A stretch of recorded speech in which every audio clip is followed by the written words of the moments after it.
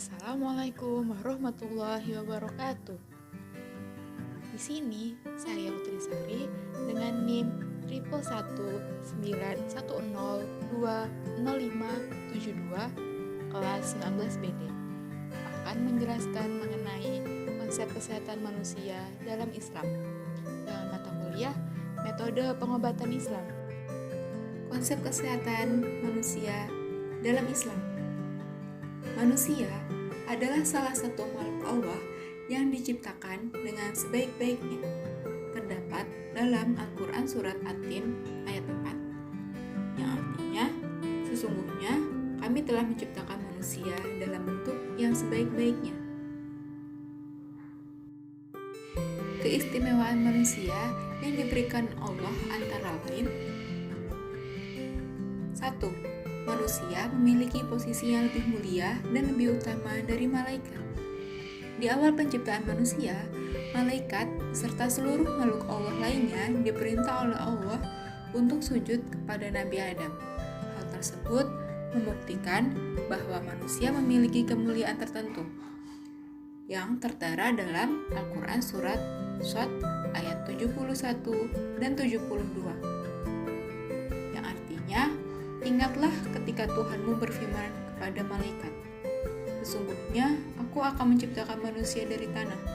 Maka apabila telah kusempurnakan kejadiannya dan kutiupkan kepadanya roh ciptaanku, maka hendaklah kamu tersungkur dengan bersujud kepadanya. Nomor 2, memiliki akal yang sempurna.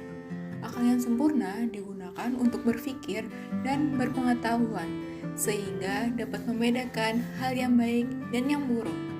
Karena pengetahuan akan kebaikan tersebut yang akan menjadikan manusia menjadi manusia yang sempurna menuju kepada kesucian. Namun, jika menentang akal dan menuruti hawa nafsu, akan terjerumus dan akan menjadikannya menjadi makhluk yang hina dan ahli maksiat. Allah berfirman dalam Al-Quran Surat Asy-Syams ayat 7 hingga 10, yang artinya, dengan jiwa dan penyempurnaan ciptaannya, maka Allah mengilhamkan kepada jiwa itu jalan kefasikan dan ketakwaannya. Sesungguhnya beruntunglah orang-orang yang menyucikan jiwa itu, dan sesungguhnya merugilah orang yang mengotorinya. Nomor 3, diberikan kekuasaan untuk menundukkan alam. Allah berfirman dalam Al-Quran Surat Al-Jathiyah ayat 12 dan 13, yang artinya, Allah lah yang menundukkan lautan untukmu supaya kapal-kapal dapat berlayar padanya dengan seizinnya, dan supaya kamu dapat mencari karunia-Nya, dan mudah-mudahan kamu bersyukur. Dan Dia telah menundukkan untukmu apa yang di langit dan apa yang di bumi semuanya, sebagai rahmat daripadanya.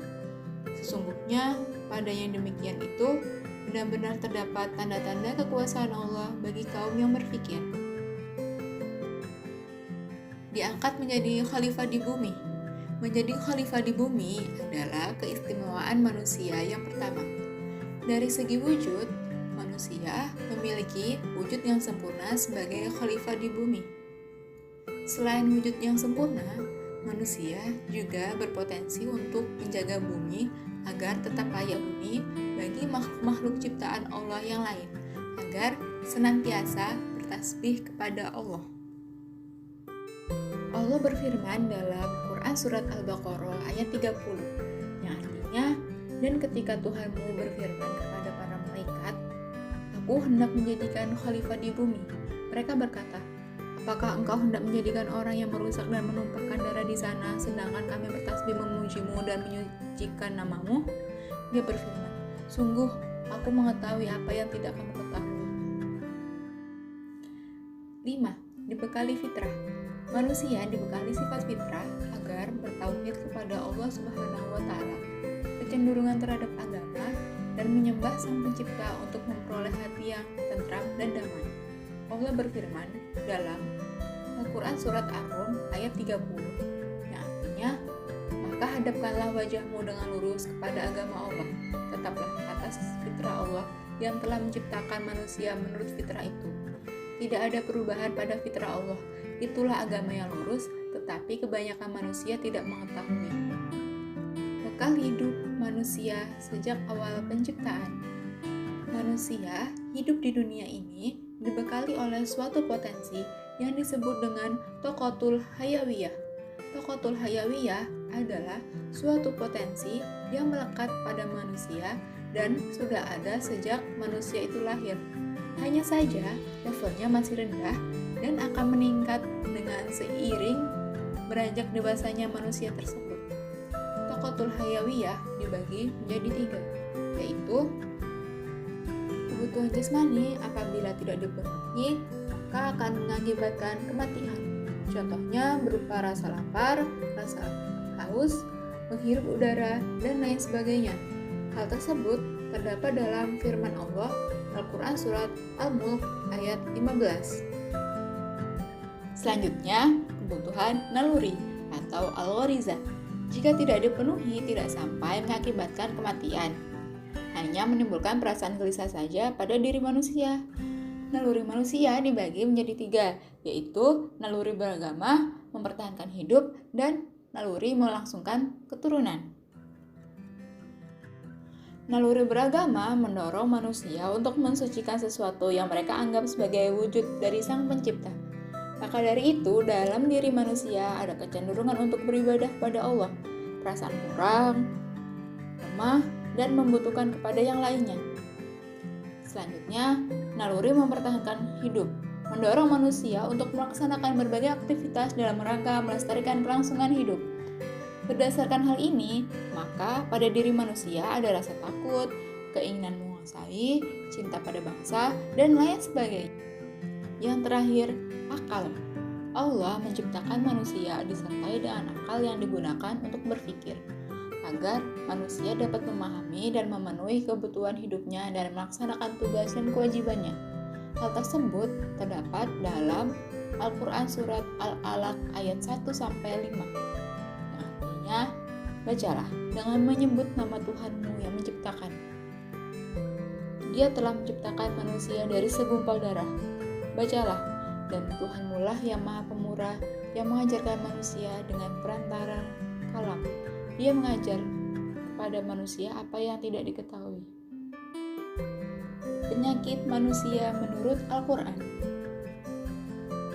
Menurut Kamus Besar Bahasa Indonesia atau KBBI, kata sakit diartikan sebagai rasa tidak nyaman di tubuh atau bagian tubuh karena menderita sesuatu. Penyakit merupakan suatu fenomena kompleks yang berpengaruh negatif terhadap kehidupan manusia. Penyakit terbagi menjadi 2 macam, yakni penyakit rohani atau hati dan penyakit fisik atau jasmani. Penyakit fisik atau jasmani seperti demam, flu, batuk, sakit kepala, dan yang lain. Pada dasarnya sumber penyakit itu datangnya dari diri sendiri, bukan berasal dari virus, kuman, bakteri, nyamuk, mutasi sel, dan sebagainya, melainkan berasal dari perbuatan manusia itu sendiri melalui tingkah laku sehari-hari yang kurang terpuji di hadapan Allah Subhanahu wa Ta'ala. Sehingga akhirnya Allah menurunkan suatu musibah berupa penyakit sebagai pengingat bagi umatnya agar segera kembali ke jalannya. Hal tersebut terdapat dalam Al-Quran Surat Asy-Syura ayat 30 dan 31 yang artinya, dan apa saja musibah yang menimpa kamu maka adalah disebabkan oleh perbuatan tanganmu sendiri, dan Allah memaafkan sebagian besar dari kesalahan-kesalahanmu, dan kamu tidak dapat melepaskan diri dari azab Allah di muka bumi, dan kamu tidak memperoleh seorang pelindung dan tidak pula penolong selain Allah. Penekanan pada kata pelindung dan penolong selain Allah. Jadi, kalau seseorang mau sembuh dari penyakit, maka harus kembali kepada pelindung dan penolong manusia, yaitu Allah Subhanahu wa Ta'ala. Pada ayat lain dalam Al-Quran berbunyi, barang siapa yang mengerjakan dosa, maka sesungguhnya ia mengerjakannya untuk kemudaratan dirinya sendiri, dan Allah maha mengetahui lagi maha bijaksana. Al-Quran Surat An-Nisa ayat 111. Obat yang dianjurkan dalam Al-Quran. Obat atau sifat penyembuh dibagi menjadi 2, antara lain obat hissi untuk menyembuhkan penyakit fisik, dan obat maknawi untuk penyakit non-fisik atau ruh dan kalbu manusia. Obat hissi seperti berobat dengan air, madu, buah-buahan yang disebutkan dalam Al-Quran. Sedangkan obat maknawi seperti doa-doa dan isi kandungan dalam Al-Quran. Pembagian atas dua kategori obat didasarkan atas asumsi bahwa dalam diri manusia terdapat dua substansi yang bergabung menjadi satu, yakni jasmani dan rohani. Penyembuhan penyakit rohani atau penyakit hati manusia sebagaimana firman Allah Subhanahu wa taala surat Yunus ayat 57 yang artinya, "Hai manusia, sesungguhnya telah datang kepada kamu nasihat dari Rabb-Mu dan penyembuh bagi penyakit-penyakit dalam dada atau hati manusia dan petunjuk serta rahmat bagi orang-orang yang beriman." Perlu diketahui bahwa Al-Quran sebagai petunjuk dari Allah Subhanahu wa taala untuk menyembuhkan penyakit hati hanyalah bisa diambil oleh orang-orang yang mengimani kebenaran Al-Quran serta memahami makna dan artinya.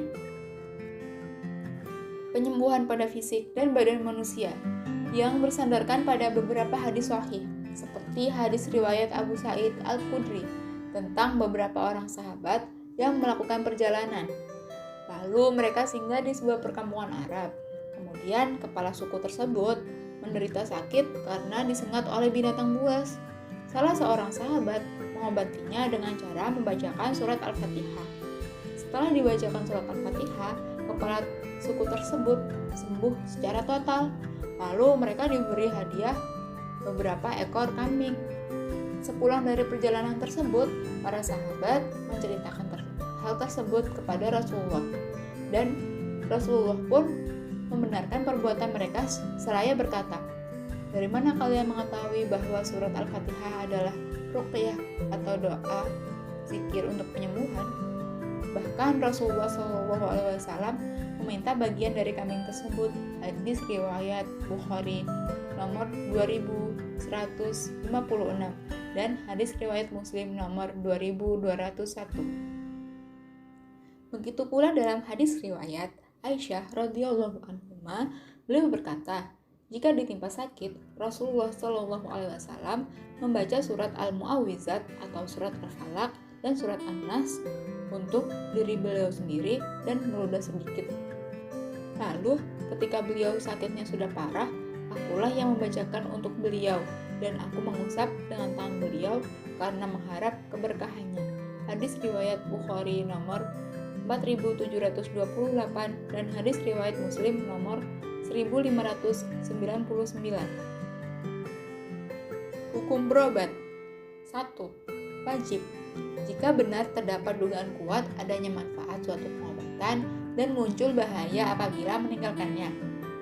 Yang kedua, sunnah. Jika terdapat dugaan kuat adanya manfaat tetapi tidak ada bahaya jika ditinggalkan. Yang ketiga, mubah. Jika sakitnya tergolong ringan, tidak melemahkan badan, dan tidak berakibat seperti kondisi hukum wajib dan sunnah untuk berobat, maka boleh baginya berobat atau tidak berobat. Yang keempat, makruh. Jika obat yang digunakan diduga kuat tidak bermanfaat, maka lebih baik tidak berobat, karena hal tersebut akan sia-sia. Yang kelima, haram. Jika berobat dengan sesuatu yang haram atau cara yang haram, maka hukumnya pun akan haram, seperti berobat dengan khamr atau minuman keras atau sesuatu yang haram lainnya. Sekian dari saya ucapkan terima kasih dan mohon maaf apabila terdapat salah kata. Wassalamualaikum warahmatullahi wabarakatuh. Dadah.